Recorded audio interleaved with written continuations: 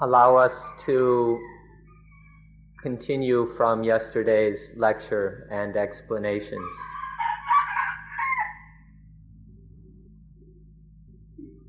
Yesterday we spoke of the dharmic life, the life which is not composed or not based in atta, self.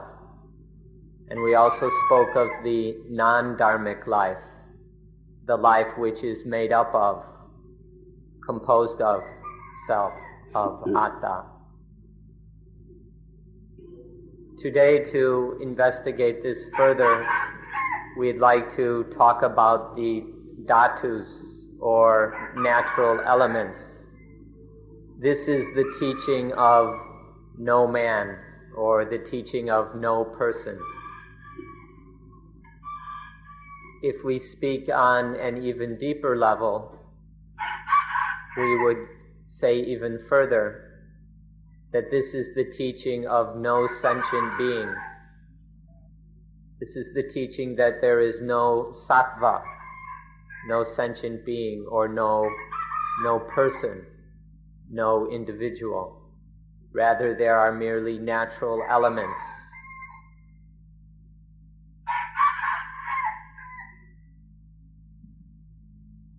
If you think this is something strange and that it's not very interesting, then you won't pay much attention, you won't listen very well, and you won't be able to understand. To see that there is nothing but these dhatus, or natural elements, is to see that there is no atta, no self, or no atman, no self. But there are merely these natural elements, and they are anatta, or not self.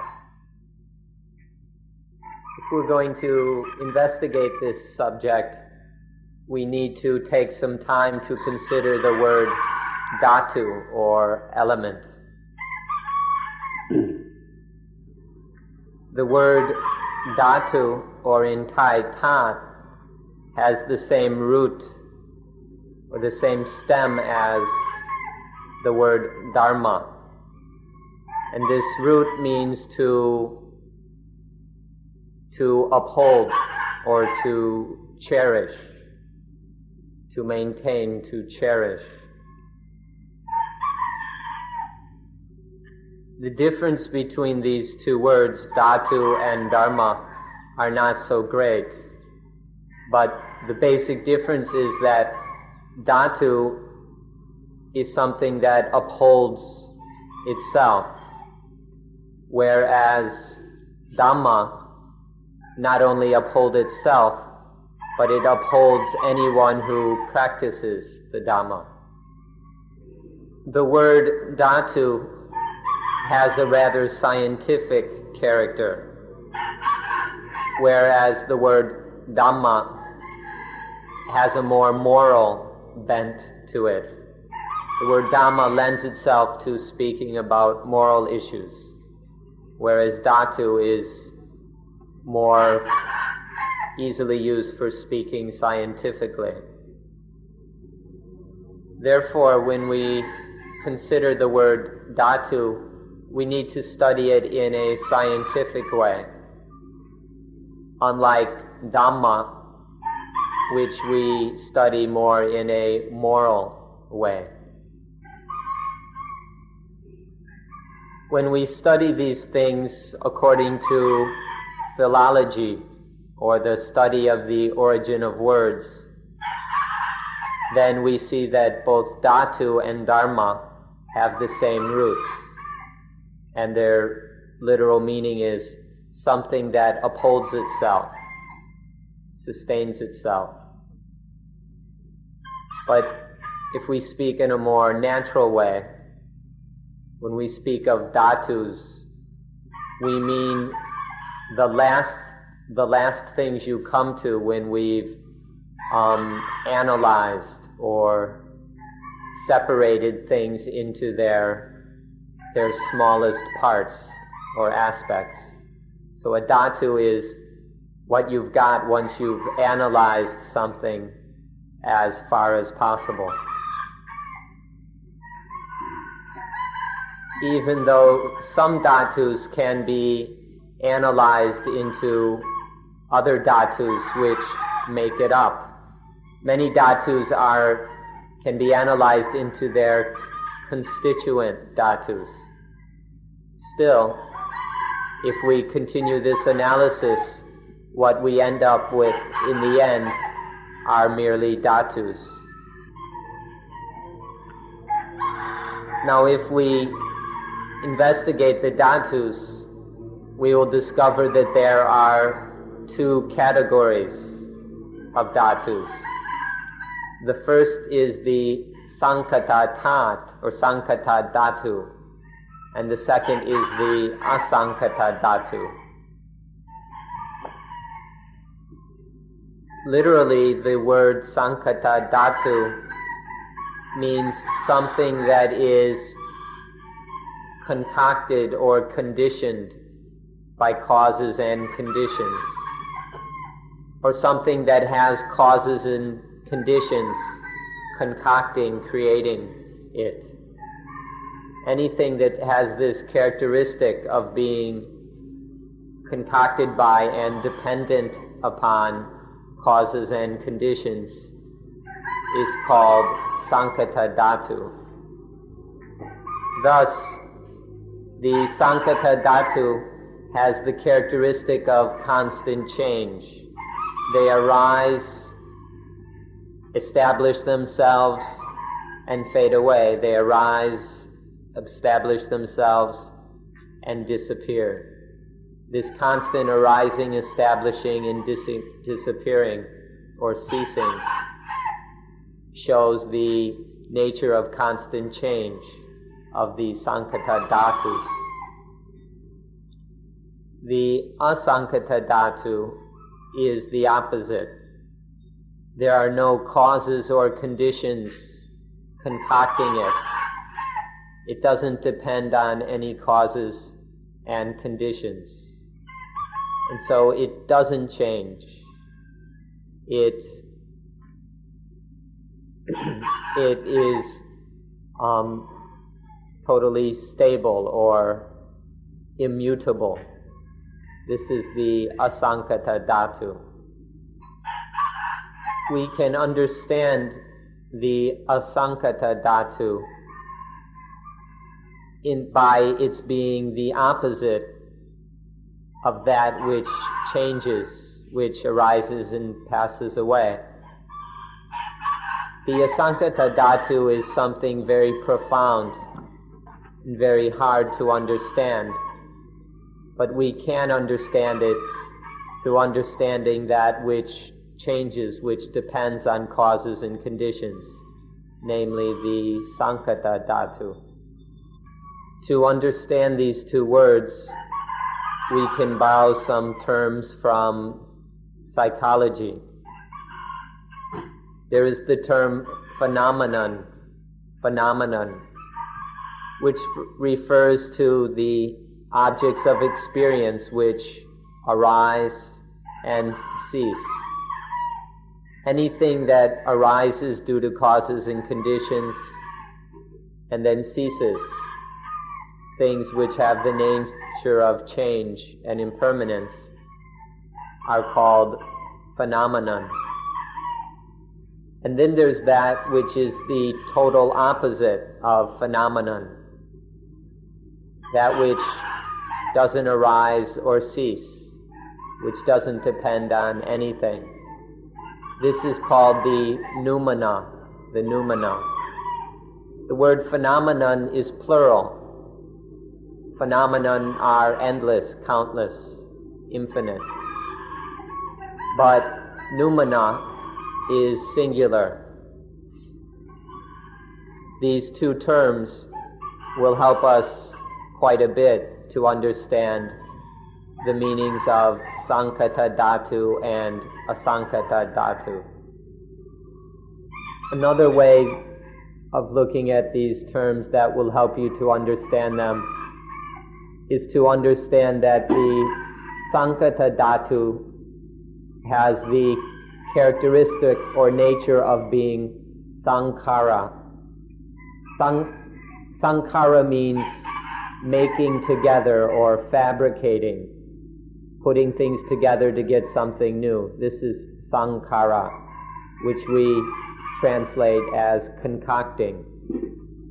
So the Sankata Dhatu has the nature of concocting, of constant change and concoction. As for the Asankata Dhatu, it has the nature of Visankhara. Visankhara is the opposite of Sankhara. It means non-concocting, no concocting. There's nothing being fabricated, produced, or anything like that. So the Asankata Dhatu is Visankhara, unconcocted, non-concocting. There are two words that will help us to understand the Asankata Dhatu. These words will be very difficult to understand, so please listen carefully. And if you pay proper attention, you should be able to understand them. The first term is Nibbana Dhatu. Nibbana Dhatu.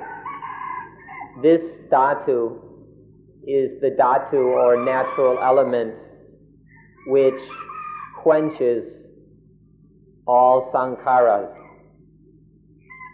All the changing, impermanent things are quenched in Nibbana Dhatu, the element which quenches all other elements. The second term is Sunyata Dhatu. Sunyata Dhatu. This element in this element there is no concoction. Nothing is concocted by it. And so it is void and free. This is the Dhatu of voidness, freedom from all concocting and concoction. We call it Sunyata Dhatu. Sunyata Dhatu. A third term is Satya Dhatu, the Dhatu of truth. When we speak of the Dhatu of truth, we mean the law which is unchanging, which is fixed. If it still changes, if it's not fixed, then it's not really true. It can't really be called a law. We can only call something a law if it's truly unchanging and eternal. So another name for what we're speaking of is the Satya Dhatu, the natural element of truth, that which is free and independent within itself, depending on nothing else, and therefore never changing. Each of these two kinds of dhatus has their own essence. The essence of Sankata Dhatu is that of change, of flux. Their nature is one of change. The essence of Asankata Dhatu is the opposite. It never changes. It's unchanging, immutable. This is the unchanging essence of Asankata Dhatu. Another way of comparing the two is in terms of quantity. When speaking of quantity, the Asankata Dhatu are countless, infinite. There are so many that we could never count them. But the Asankata Dhatu is singular, unique. There's only one. Just as when we spoke of phenomenon, which are countless, innumerable, and the noumena, which is singular. When an ordinary person speaks, they say that there are some things which are dhatus or elements, and there are other things which are not dhatus, which are not elements. In ordinary scientific language, there are the things which are considered elements and things which are not considered elements. But in Dhamma language, in the language of supreme meaning, of the highest, most profound meaning, then we say that there is nothing which is not dhatus.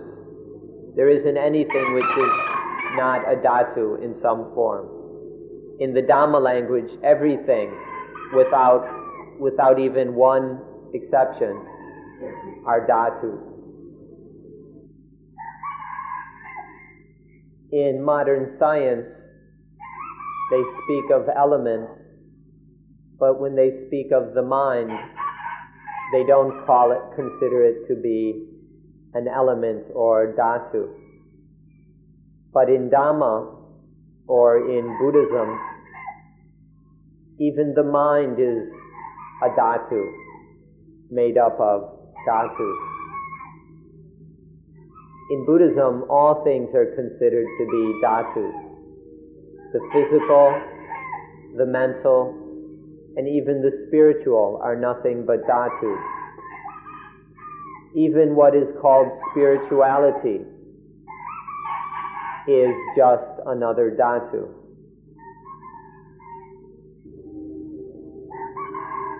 In Dhamma language, there are some dhatus which are on their own or unmixed with others. And there are other dhatus which are mixed together with other dhatus. In ordinary science, they speak only of elements when you've broken things down to their smallest bits and pieces, at least until they go on to the subatomic level. But once you put them together, if you put different elements together, they no longer call it a dhatu. They call it a molecule, or on another level, an alloy. But in Dhamma language, whether it's a dhatu by itself or many dhatus mixed together, even those mixed together dhatus is still considered to be a dhatu. Take, for example, water. In the language of Buddhism, the water is made up of hydrogen and oxygen. The hydrogen is a dhatu.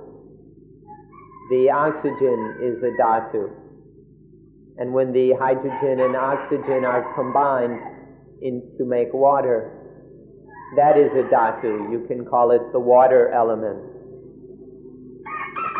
And so no matter how many dhatus we put together, all we get is another dhatu. This is how we speak in Buddhism. And so one needs to be careful not to get confused by the terminology.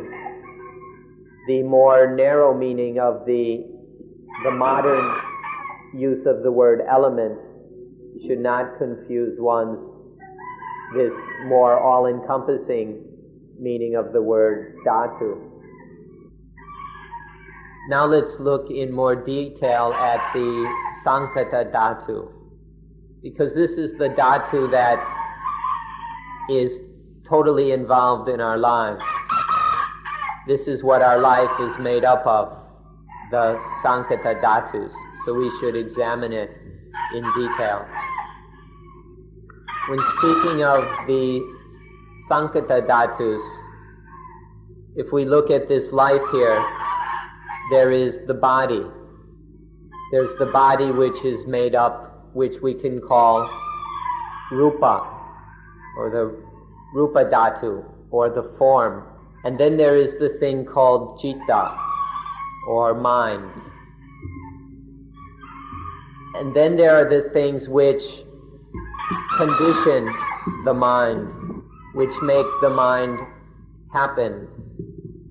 And then the things which are connected or associated with the mind. These are called cetasika. So there is the body or form, rupa, and then there is the mind, citta, and then there are the qualities or characteristics, let's just say the qualities of the mind, the things associated with the mind, which are called cetasika. So we can say that there is the rupa dhatu. This body or form is just a dhatu. We can call it the rupa dhatu, the form element. And then the mind is just another dhatu, the dhatu which experiences, feels, thinks. This we can call the citta dhatu, the mind element. And then there are the things which the mind thinks, feels, experiences, all the things connected and associated with the mind. And these are called the cetasika dhatu. So there are, in this life, there are these three dhatus: the form dhatu, the mind dhatu, and the mental factors dhatu. This way of speaking nobody has said before. We haven't come across others saying this. But to say that this life is made up of these three dhatus is totally in line with nature. And so we're free to say it, that it is very true, that life is made up of these three dhatus: the form dhatu, the mind dhatu, and the mental factors dhatu. Then there is one more very special dhatu called the asankata dhatu, or the nibbana dhatu. This is the dhatu which is the quenching point where all other dhatus cease. All the sankata dhatus just mentioned are quenched in the nibbana dhatu. This kind of dhatu is much different than the ordinary dhatus. So it's a whole different kind of dhatu. The dhatu in which all other elements are quenched or extinguished.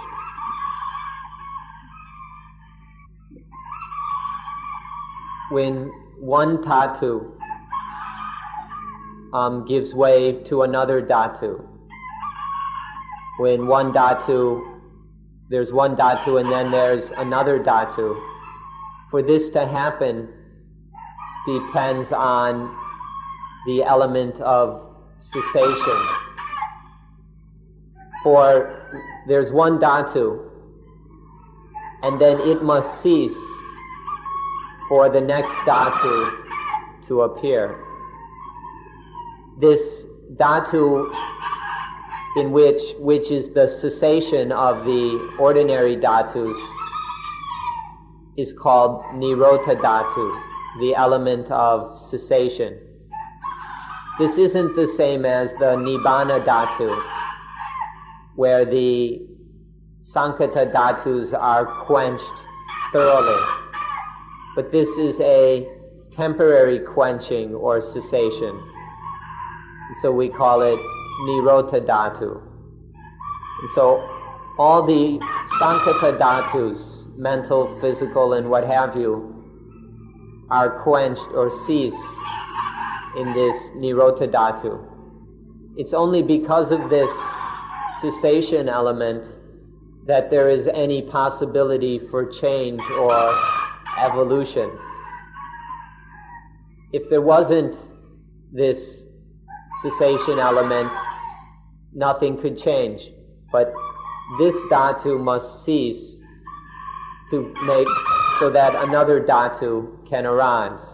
The transformation from this dhatu into that dhatu only happens because of the nirota dhatu, or the element of cessation. So all the sankata dhatus, or all change, all worldly life, depends on not only the sankata dhatus, but this asankata dhatu, or the element of cessation. Some of you might be thinking that there's too many of these dhatus now, and it's not worth trying to remember them all. But please don't think like that. We beg of you to not dismiss this matter of the dhatus, because in our lives there's just the flow of dhatus, one after the other. There's nothing but dhatus arising and ceasing, one after the other, so fast that most of us aren't even able to keep track. Whether we speak of the rupa dhatus, the form elements, or the citta dhatus, the mind element, or the cetasika dhatus, the mental constituents elements. These arise and cease very rapidly in our life. Since this is what our life is made up of, just the arising and cessation of all these different elements or dhatus, it's something that deserves our fullest attention. It's not something to be dismissed just because we have to remember some new words and pay attention to something that's difficult to understand. So please give this your careful attention, the facts of these dhatus which make up our lives. Now let's talk about some mental things. Let's talk about things in your own mind. When your mind is satisfied with sensuality or with sex, when there's this satisfaction with sexuality, that is called kama dhatu or kama dhatu. Not karma, but kama dhatu. When this element of sexuality, and in such moments, this kama dhatu dominates your mind. Your mind is taken over by this element of sexuality, and the mind is under its power. Even sex and sexuality is just another dhatu. It's called kama dhatu. And then there are the times when you're bored with sex, when you're tired or weary of sexuality. And then you pull yourself out from the world of sexuality and put your attention and interest on something non-sensual. Something like you take a quiet walk on the beach, or you enjoy the beauty of a tree, where your mind is then concerned with something material, but it's no longer sensual or sexual. This is called rupa dhatu, the material elements or the form elements. In moments like this, when you're enjoying a sunrise or sunset, and the mind is still concerned with the material world, but is not being sensual about it, this is when your mind is made up by the form elements. Your mind is dominated by the form elements. This is when your mind is under the power of the Rupa Dhatu. Sometimes even the Rupa Dhatu is too much for us. We've had enough of it. It's too much trouble. It's too busy. And then those are moments when we don't want to have anything to do with anything. We don't want to mess around with anything. And when the mind can leave alone not only the Kama Dhatu, but also the Rupa Dhatu, so that there's nothing in the mind, no thoughts or nothing like that.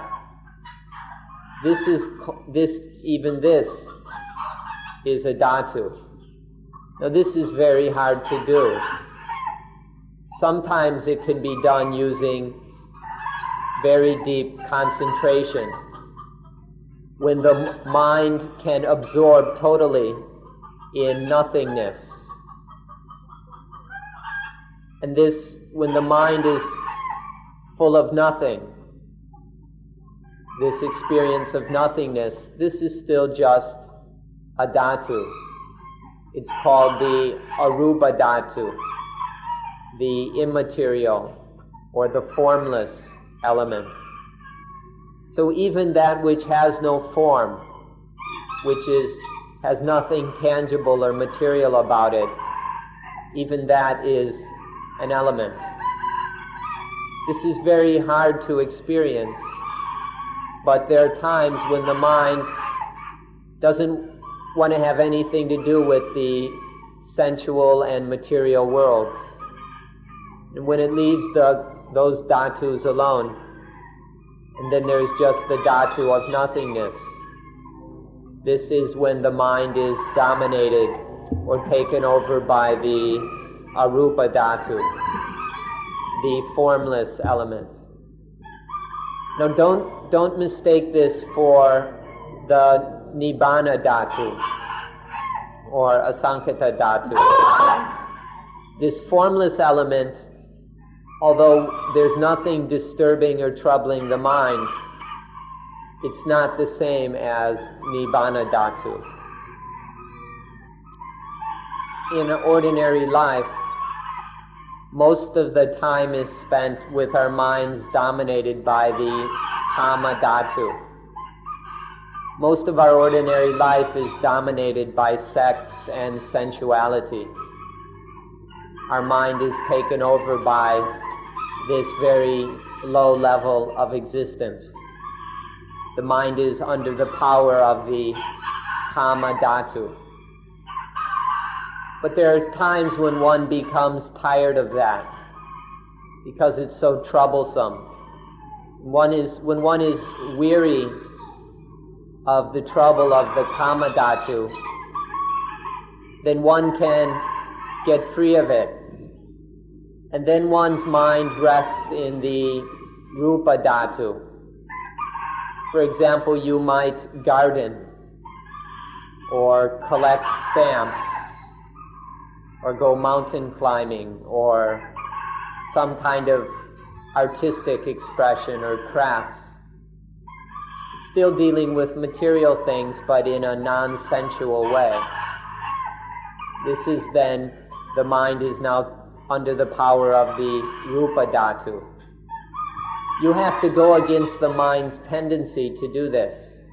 It takes effort to get free of the element of sensuality in order to associate with the form element.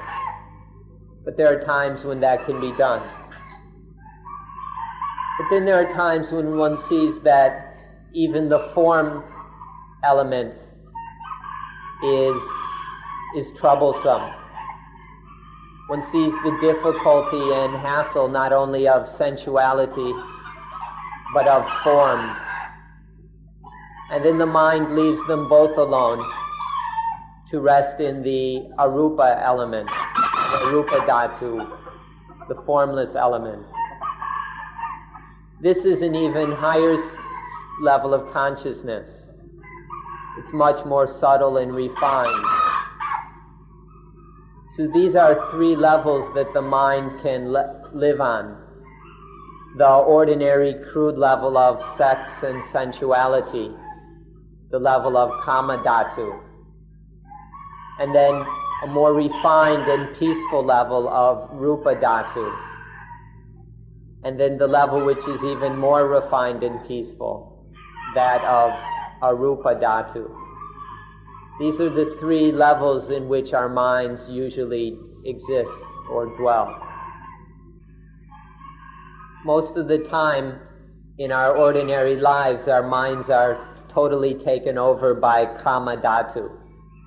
Our minds indulge in and are obsessed, totally lost in kama dhatu. Just consider how much this happens and all the troubles and difficulties it causes.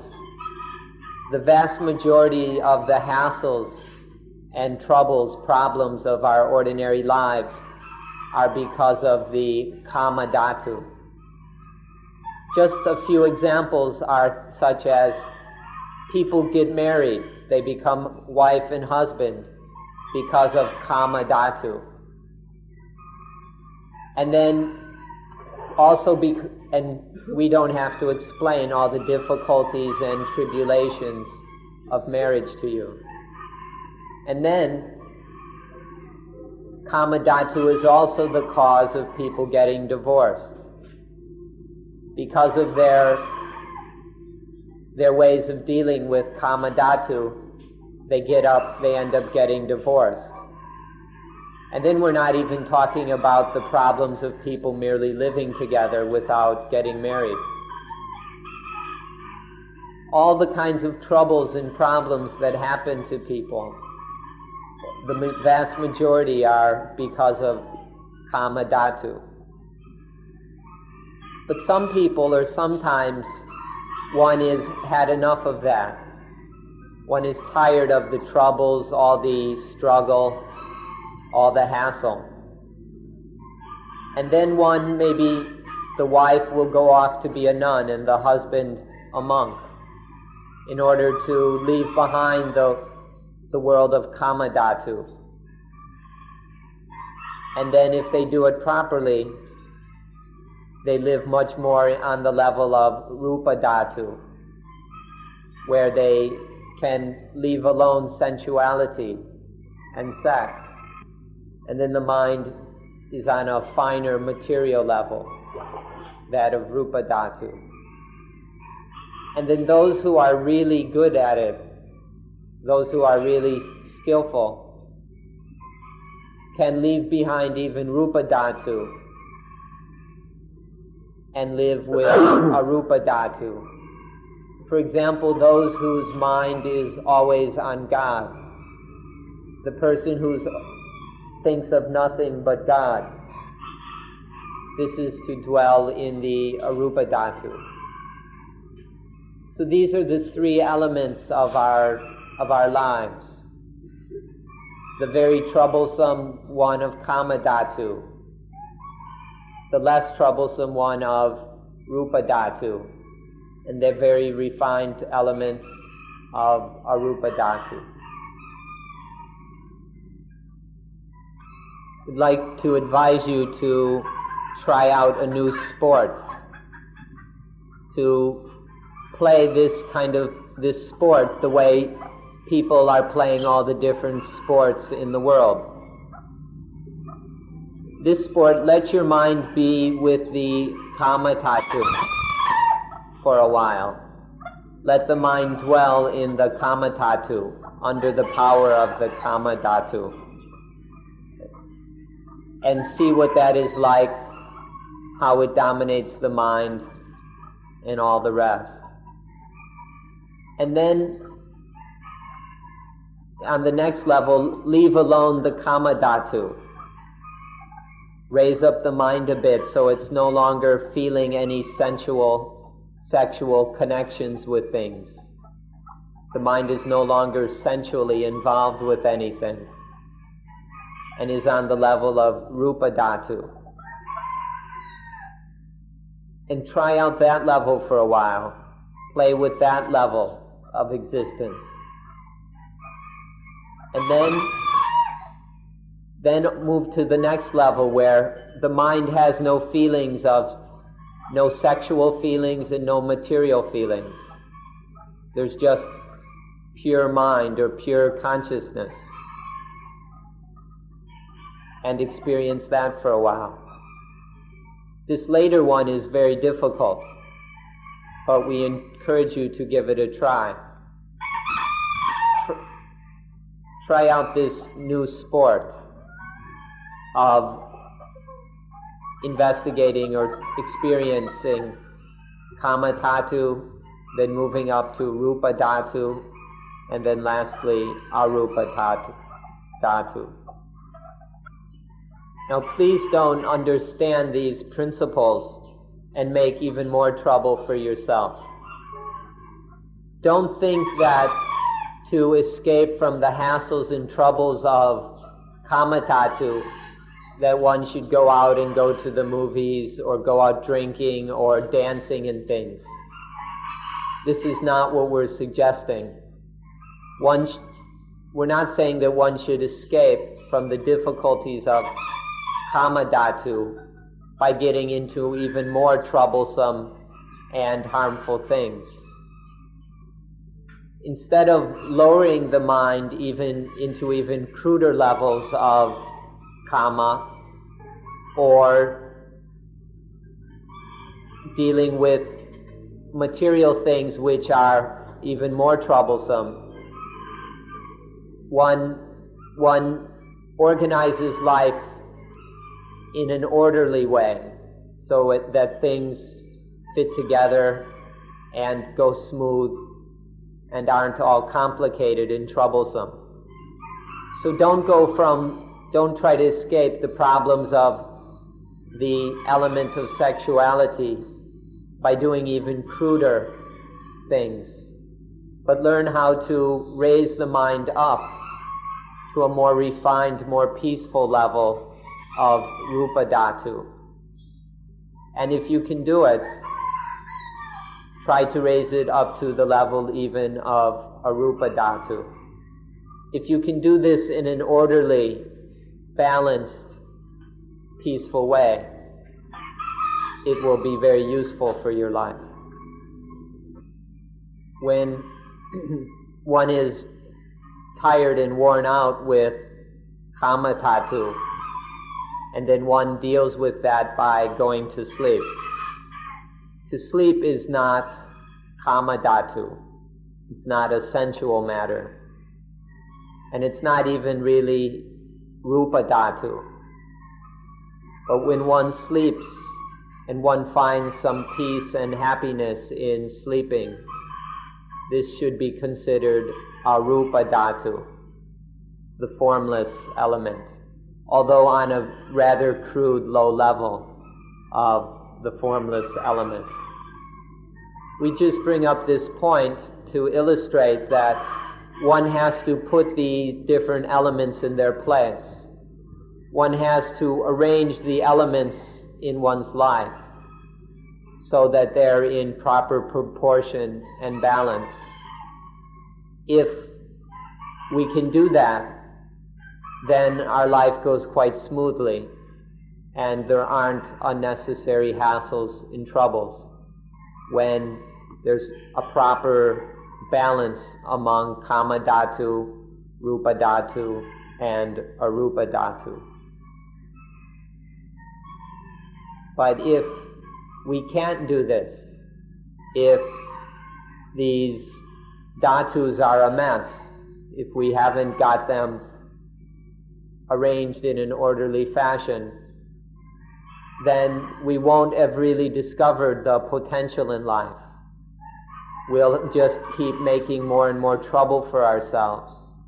Life will be full of unnecessary hassles if we're not able to understand and properly arrange these three dhatus. you should know further that even happiness is a dhatu. The thing we call sukha, happiness or joy, is just another dhatu. And then even dukkha, pain, is a dhatu. And then the feeling that is neither pleasant nor painful, which we call adukkama sukha, this too is a dhatu. Both happiness, pain, and the feelings that can't be distinguished, whether they're the feelings that we're uncertain whether it's pleasant or painful. All three of these are just dhatus.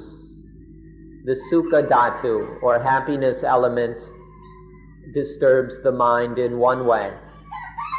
The dukkha dhatu, or pain element, disturbs the mind in another and creates dukkha in the mind.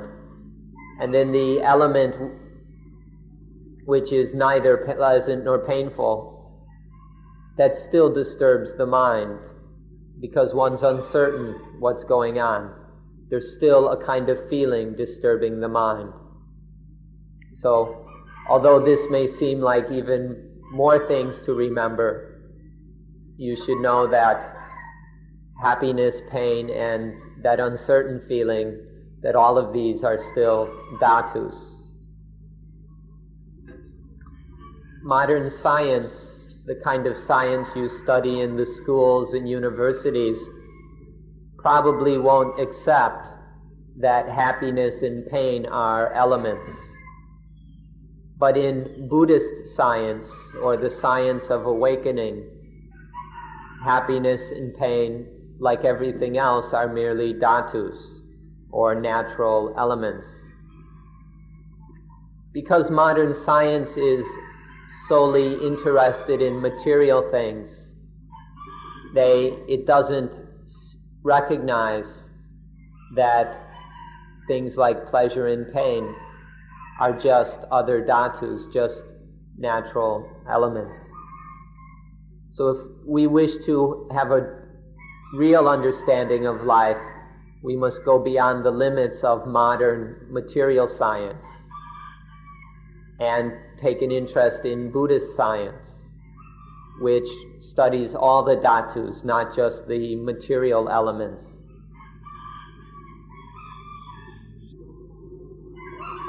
To speak even further, there's good and evil, or what in the Pali language are called kusala, which is goodness or skillfulness, wholesomeness, and akusala, evilness or unskillfulness, unwholesomeness.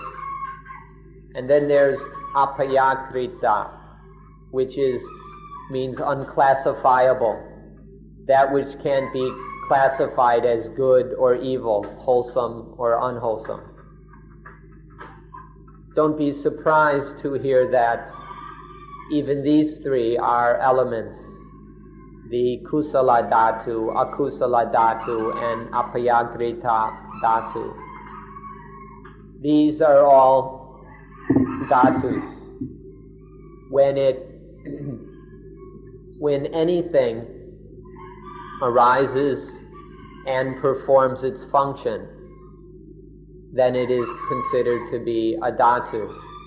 Anything that functions in the way proper to itself, in its own way, is a dhatu, including the element of goodness, the element of unwholesomeness, and the unclassifiable element.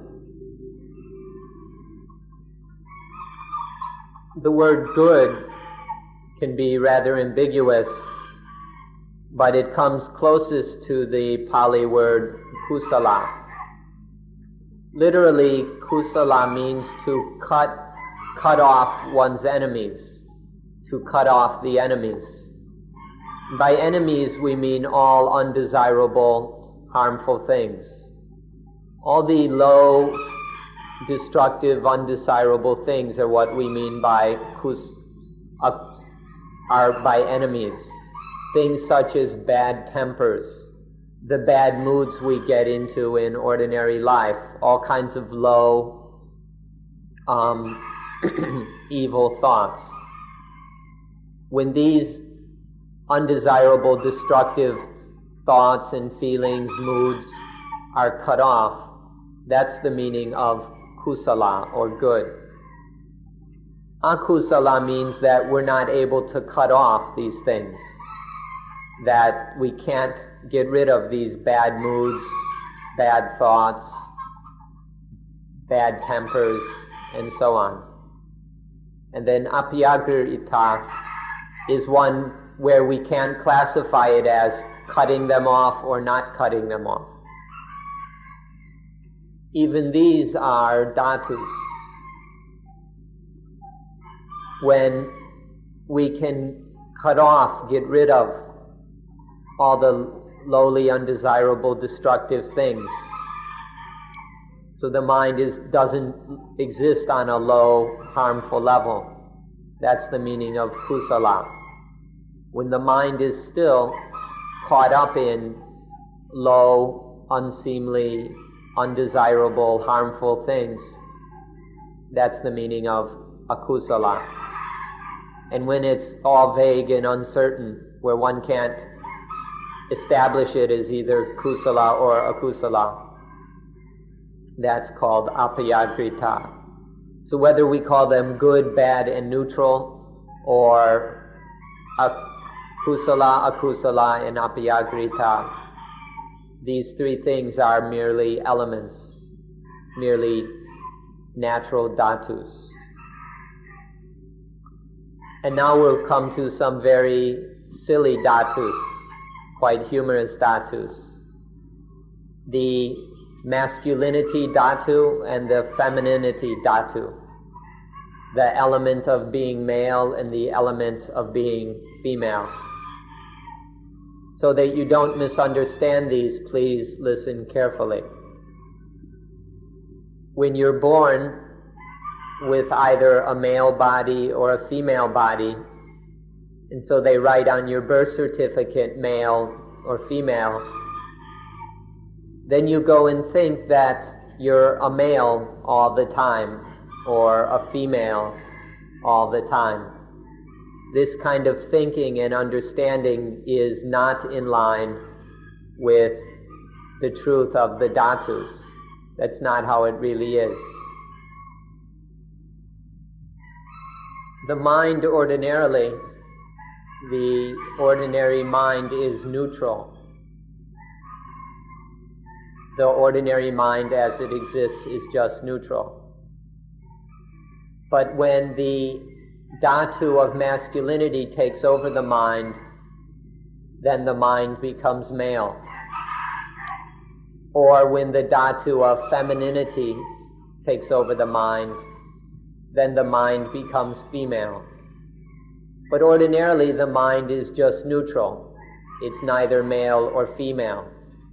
It only becomes male or female when the respective elements of masculinity and femininity take it over. But ordinarily, it's just neutral. In Pali, this is called the papatsara jita. Papatsara means radiant or luminous. Ordinarily, naturally, the mind is luminous, radiant. But if one or the other of these dhatus takes it over, only then does it become male or female. So please understand this first point, that ordinarily the mind is radiant, it's neutral. And then we'll explain further. Okay, now, so the mind is naturally neutral or luminous. Now, that our bodies, say, for example, one group of people has a body that has female organs, female sexual organs, and has a feminine shape. And then another group of people have bodies with male sex organs and male characteristics, a male shape. And then inside, one group has certain glands and a hormonal system which is female. And then the other group inside the body has glands and a hormonal system which is male. Now these are just natural. The nature has created bodies in these ways, and it's solely natural. And these sex organs and glands and hormones are created by nature to operate once the elements of masculinity or femininity take over the mind. When the female element takes over the mind of a person with a female body, then that female body, the sex organs, the hormones, the glands, begin to operate in a way that serves the femininity that's taken over the mind. And the same in the male. When the male element takes over the mind, then the male sex organs and male hormones click into action in order to serve and satisfy that masculine element that's dominating the mind. This is how it works naturally, and we hope you can understand this. But it's important to see that originally, fundamentally, the mind is neither male nor female. It only becomes male or female when the respective male and female dhatus take it over. And that's when the male and female characteristics of the body come into play. They come into play later, only when stimulated by the mind that has become male or female. Now normally these elements of masculine and feminine are not called dhatus. Most often they go by another word, the word indriya. Indriya. Indriya means that which is supreme or dominant. It's the dominating factor or dominating power, or that factor which is supreme. So when maleness dominates the mind, that's called the male dominating factor, or the Pali word is Purisa Indriya or Purisindriya. Purisindriya. We're sorry that we use all these new words for you, but we hope you can at least get the meaning. And then when femininity dominates the mind, that's the female dominating factor, or the Itti Indriya. The Ittindriya is the feminine the dominating factor of femininity. When this Purisindriya, or the dominating factor of masculinity, takes over the mind, then the mind has maleness. Or when the Ittindriya, the dominating factor of femininity, takes over the mind, then the mind has femaleness or femininity. But the mind naturally is neither male or female.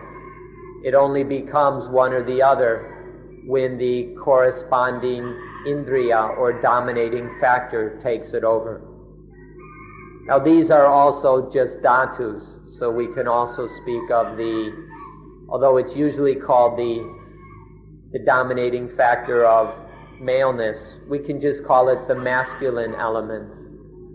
And we can call the Ittindriya the dominating factor of femaleness, the feminine element. And whichever takes over the mind then takes on that quality, although originally the mind is neither male nor female. Although the body's sexual organs are always there, and although the glands and hormones are always there, although the hormone levels fluctuate, these may be there all the time, but the mind is not male or female all the time. Please try to understand this. There are times when the mind is neither male or female. For example, after engaging in sexual activity to the point where you're worn out.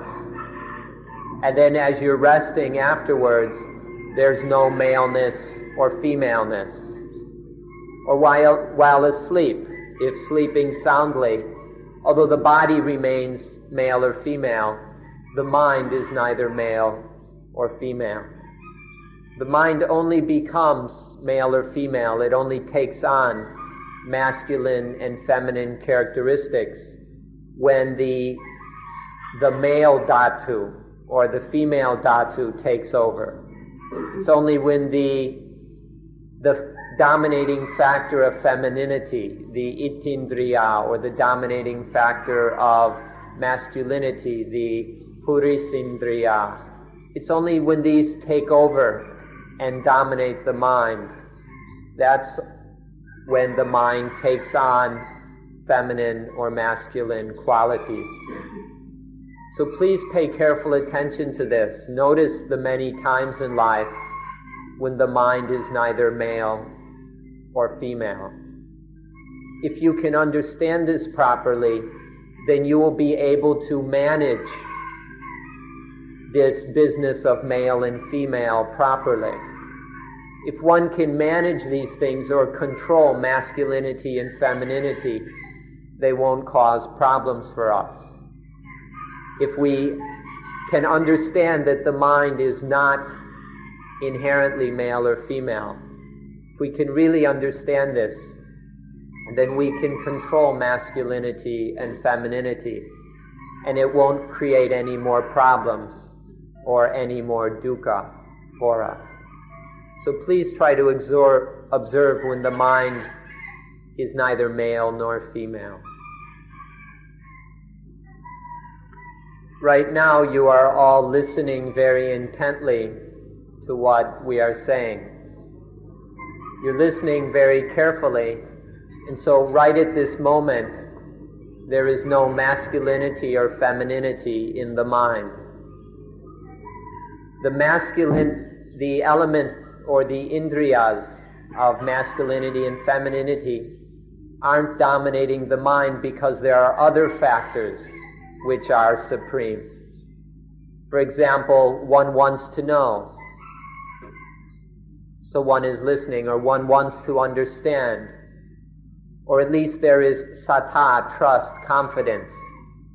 Because some other factor is dominant and the mind is trying its best to listen, there is no space for the femininity or masculinity elements to take over the mind. And so the mind is neither male or female. It doesn't have male and female characteristics.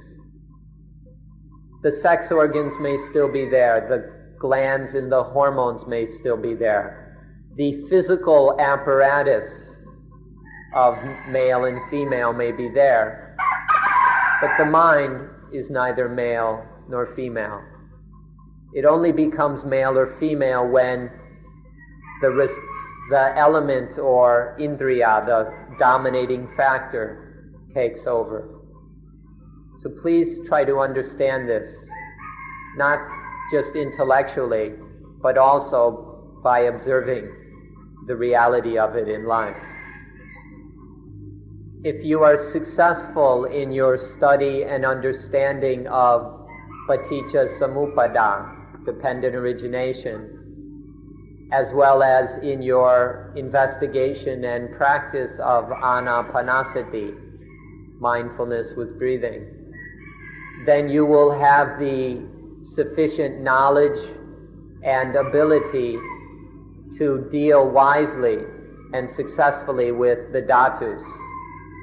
If you truly understand dependent origination and have thoroughly practiced mindfulness with breathing, then you will be able to manage and control all the dhatus. None of the dhatus, including those of masculinity and femininity, will pose any problems for you anymore. None of the dhatus will create any trouble or dukkha. So we wish you success in your study of dependent origination and your practice of mindfulness with breathing. Please give it your best, and we wish you success. All of our explanation can be summarized in a few short words. When you thoroughly understand the dhatus, then there will not remain any more feelings or thoughts of atta, self, or atman. And then you won't have any more problems in life. When you really understand the dhatus, you won't feel that there is a atta or self, and your problems will end. So finally, thank you for being very good listeners. So please take the things which have been discussed and think them over, reflect upon them, investigate them to deepen your understanding of what we've been discussing as well as life. And then we hope that you are successful in practicing. So we hope that you will be very successful and will continue with your practice. There are some more things to talk about, which we will talk about at a later time. But for now, this is enough. Thank you for being good listeners.